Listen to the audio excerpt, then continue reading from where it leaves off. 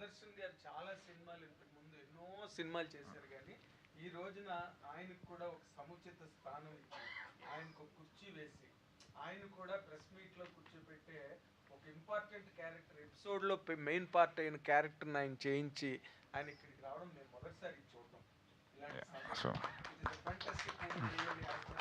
సుదర్శన్ గారు is concern.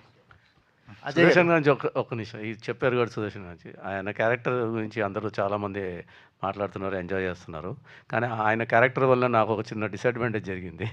అది ఏంటంటే దుబాయ్లో ఈ సినిమాని బ్యాన్ చేశారు, యూఏఈలో. యా, ఎందుకంటే వాళ్ళు సెన్సార్ ఆఫీసర్స్ ఏమని ఫీల్ అయ్యారంటే మరీ మా అరబ్స్ని కొద్దిగా హేళన చేస్తున్నారు అన్నట్టుగా ఫీల్ అయ్యారు. ఎందుకంటే మాటికి బాత్రూమ్ పరిగెత్తుంటాడు కదా సినిమాలో. నూర్జహాన్ గారు పని చేశారు సార్, మీరు సినిమాకి చూడండి ఎంత పని చేశారు మీరు. నాకు నా సినిమా ఉట్టి ఇక్కడ ఫస్ట్ డే కాకుండా అక్కడ కూడా బ్యాన్ అయిపోయింది. సో అది ఒకటి చెప్పాలి. అంటే కాదు సార్, వాళ్ళు మాటిమాటికి ప్రాబ్లం ఉంటే వాష్రూమ్కి వెళ్ళరా ఏంటి? అది మనం క్వశ్చన్ చేసే క్వశ్చన్. సుదర్శన్ గారు, ఈ ఎక్స్పీరియన్స్ మీరు 100% మీడియాతో షేర్ చేసుకోవాలి సార్. అలాంటి క్యారెక్టర్ మీరు చేసినందుకు, రాణా గారు మీకు అలాంటి క్యారెక్టర్ ఇచ్చినందుకు, what is your experience in the total episode? Because why I'm asking you this, you're a highly academic person, మీరు పెద్ద చదువుకున్నారు, ఐ నో దట్.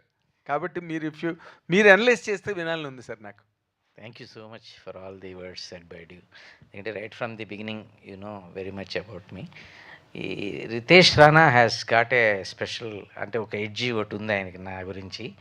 ఈయన ఏదో ఇలా ఉండిపోయాడు పాపం చాలా కాలంగా, ఎంతో సీనియర్ అనే ఒక ముద్ర తప్ప ఒక మంచి క్యారెక్టర్స్ పడిన సినిమాలు ఆడకపోవటం, లేకపోతే కొన్ని పడినవి బాగున్నాయని పేరు వచ్చినా కూడా తర్వాత డైరెక్టర్స్ కంటిన్యూ కాపాడటం, ఏదో అట్లా జరుగుతూ వచ్చింది. బట్ మీరన్న